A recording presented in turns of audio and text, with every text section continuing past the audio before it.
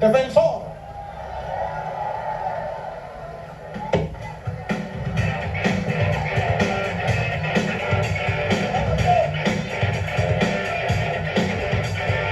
We are one! We are one! We are one!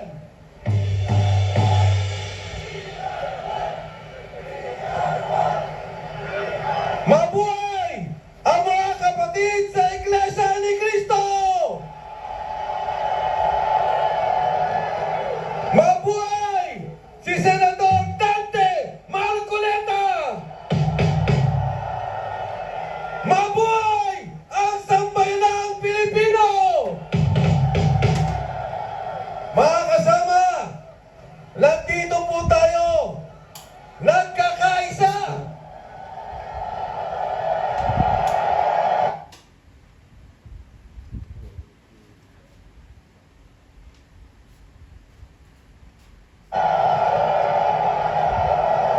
Sila.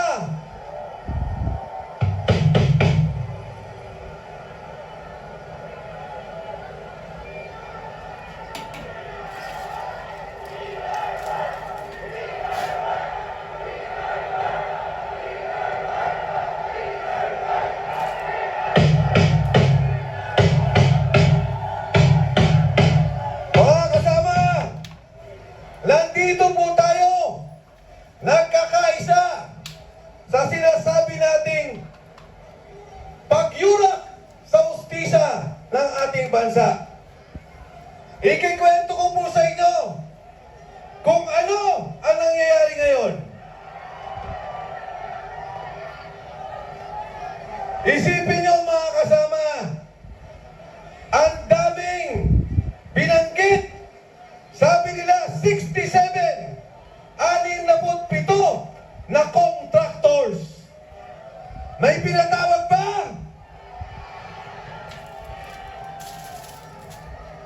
Alam niyo ho, doon sa flood control scandal, doon sa anomalya, pinakamalaking skandalo ng nakawan sa ating bayan, ang may kaso, 6 lamang.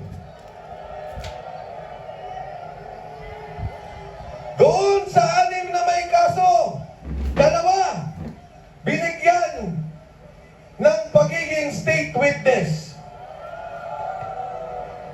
Yung pong si Director Alcantara ng Bulacan at si Yusek Bernardo ng DPWH. 2 senador kinasuhan. Si Bong Revilla at nung hindi sumama, nanindigan, ikinulong nila si Jinggoy Estrada.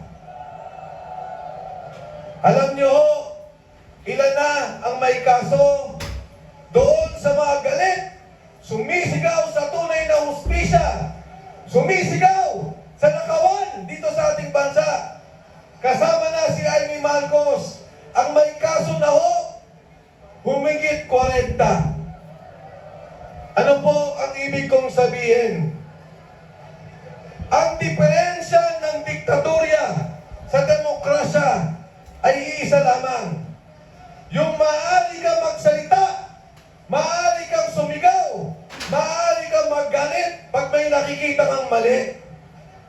Anong ginagawa nila? Doon sa mga galit, doon sa mga sumisigaw, tayo, ang buong sambayanan, ang kinakasuhan at kinukulong.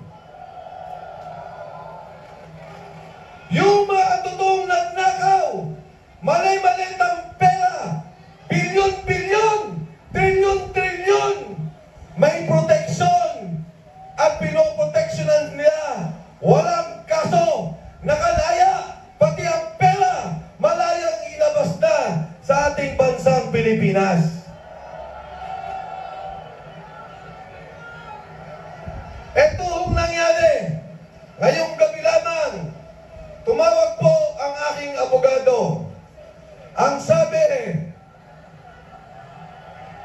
ngayong linggo, lalabas na ang warrant of arrest ninyo ni Senador Dante Marcoleta.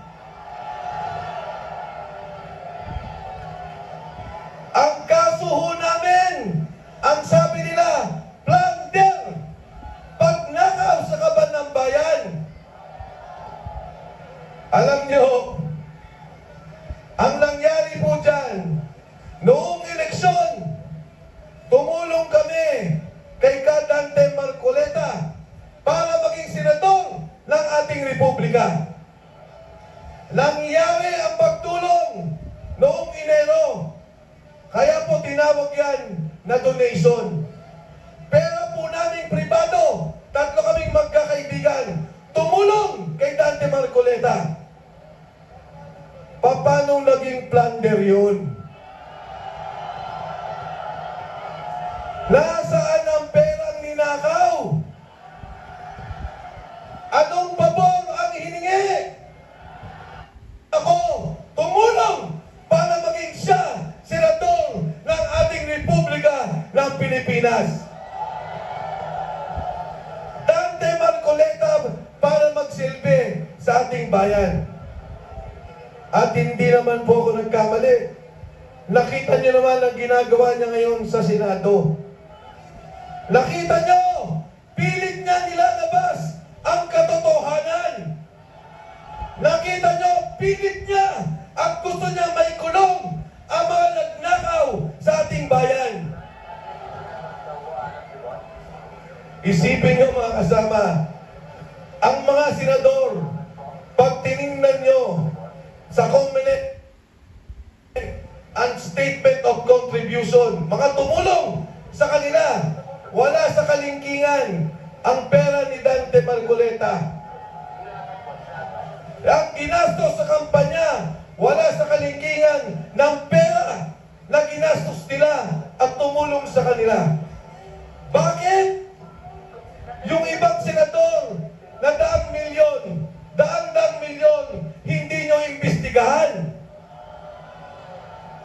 Nandun din naman, tulong din naman, eleksyon din naman. Pero bakit si Dante Marcoleta? Bakit si Mike Defensor gusto nyong ikulong? Para tumahimik, wala na magsalita sa nakawan sa ating bansa at kalimutan na ang flood control scandal. Parehong kaso. Ayaw ko na hong banggitin ang mga pangalan ng mga senador dahil kaibigan ko rin naman. Pero pareho. Bakit yung tulong sa kanila legal? Pwede. Kay Dante Marcoleta, hindi ka pwedeng tumulong. At alam naman ang lahat na magmula Apari hanggang Hulo, ang tunay na tumulong kay Dante Marcoleta ay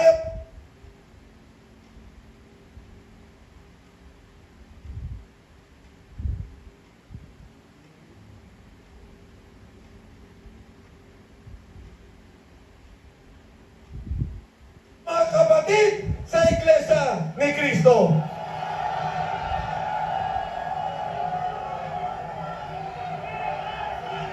We are one!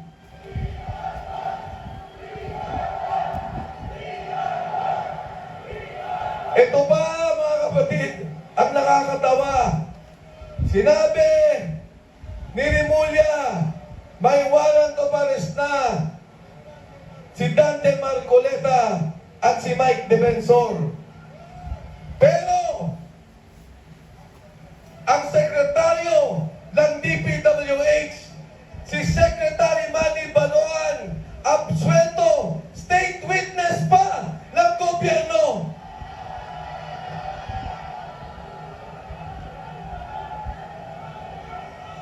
Ang ahensya na pinaka-corrupt, ang ahensya na naglustay ng bilyon-bilyon, trilyon-trilyon, ang pinuno nila, absuelto sa kaso.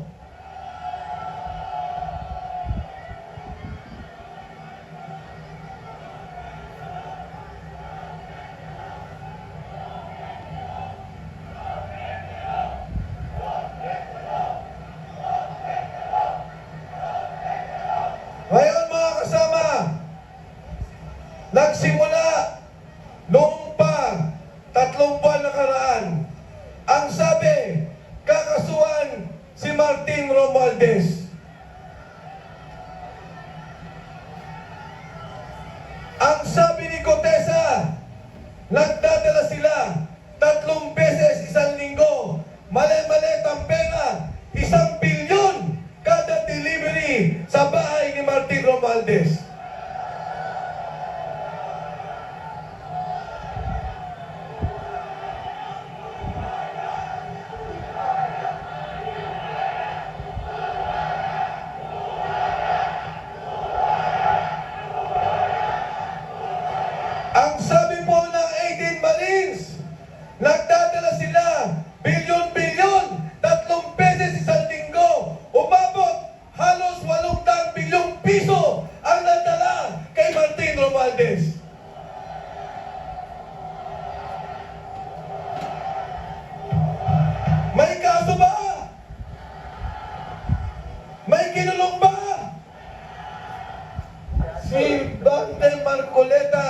nagsasalita, nag-iimbestiga, ikukulong nila. Si Martin Romualdez, laya, pati pera niya, gumagalaw na palabas ng ating bansa.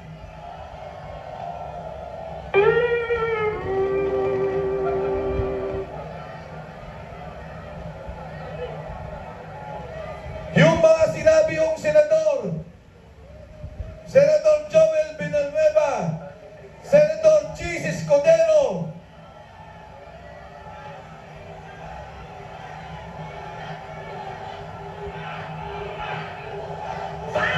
ano yun?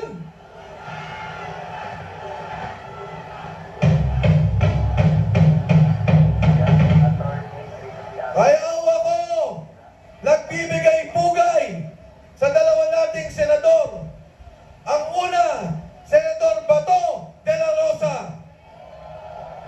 Pumunta sa Senado kahit mapapahamak ang kanyang sarili. Alam niya na ilalabas siya ng ating bansa katulad ng ginawa kay Pangulong Duterte. Pero bagkus, pumunta pa rin sa Senado para bumoto sa pagbabago sa liderato ng Senado. Ang pangalawa, Jinggoy Estrada, na ngayon nakakulong dahil ang sabi niya, naninindigan ako sa liderato ni Cayetano at sa liderato ni Dante Marcoleta para sa Blue Ribbon Committee. Kaya mga kasama, yung away sa Senado, hindi po yan impeachment. Wala po silang bilang. Hindi po yan away lamang ng pagpapalit ng saligang batas. Ang katotohanan, gusto nilang tanggalin si Dante Marcoleta sa Blue Ribbon Committee. Dahil siya ang tunay na nag-iimbestiga. Pinatawag si Contessa, pinapatawag ang 18 Marines, pinapatawag ang lahat ng sangkot sa nakawan sa gobyerno. Pero ayaw po nilang madinig.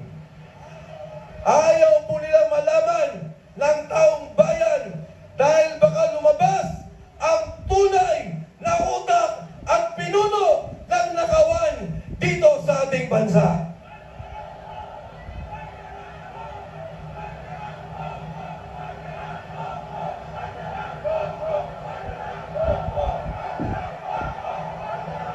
Mga kasama, ang ginagawa na investigasyon ng ating Senador Marcoleta at ang mga kasama na sa minorya, napakalaga sa ating buhay.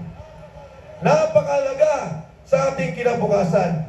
Alam niyo ho ba, 60 bilyon, 60 billion ang kinuha sa PhilHealth at inilagay sa flood control. Kaya po, pag nasa ospital kayo at sinabing walang pondong PhilHealth, hindi pwedeng garantiya. Yan ay epekto ng korupsyon sa nakikita natin sa ating bansa.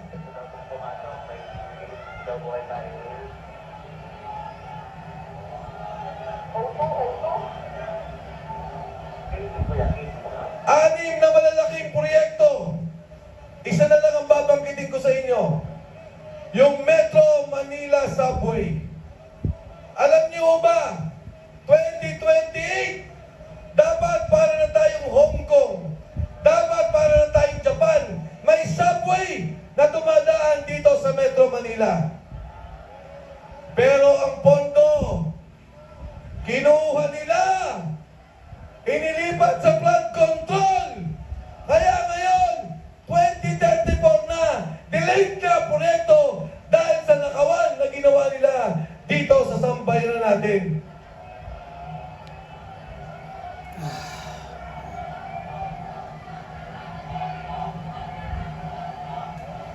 Kaya po, ang pagkakaisa natin dito ay hindi para sa isang tao. Ang pagkakaisa natin dito ay para sa kinabukasan ng ating bansa. Kinabukasan ng ating mga anak. Kinabukasan ng kabataan. At hindi po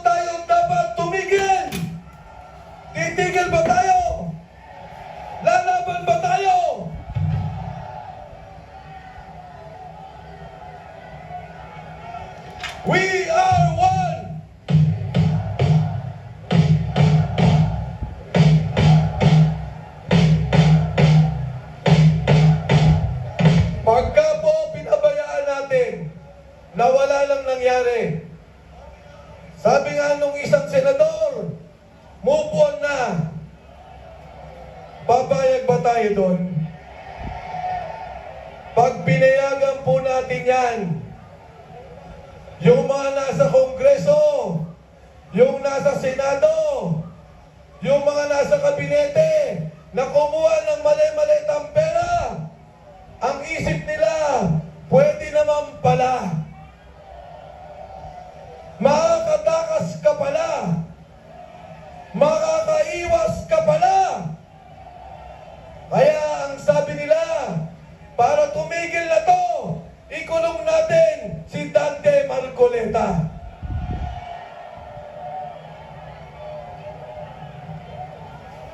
Para wala nang lumaban sa Senado, patahimikin natin si Dante Marcoleta. Kaya ang pagkakaisa natin ay para sa katarungan. Pagkakaisa para sa hustisya. Pagkakaisa para makulong ang mga nagnakaw.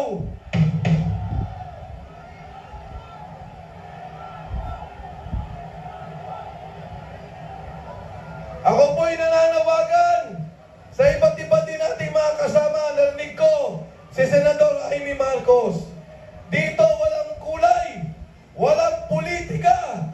Kahit ikaw berde, dilaw, kakamping, pula, sumama ka dito kung mahal mo ang Pilipino at ang kinabukasan ng sambayanang Pilipinas.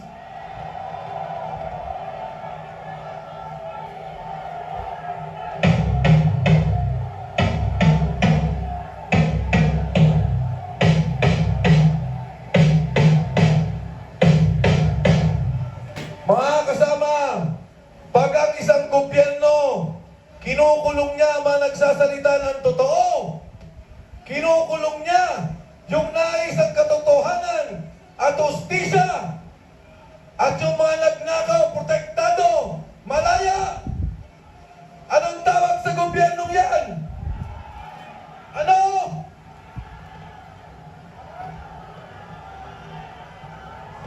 Hindi ko marinig!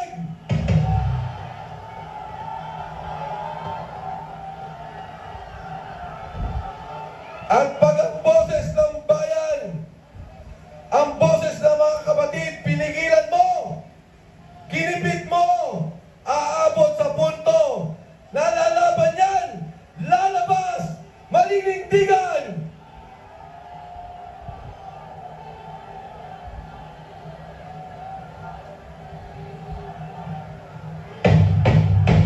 We are one! We are one! We are one!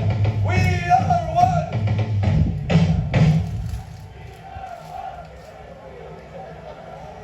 Sa ating pong mga kababayan, lalo tigit sa mga kapatid sa Iglesia ni Cristo, hindi kayo nagkamali sa pagtulong at pagboto kay Dante Marcoleta.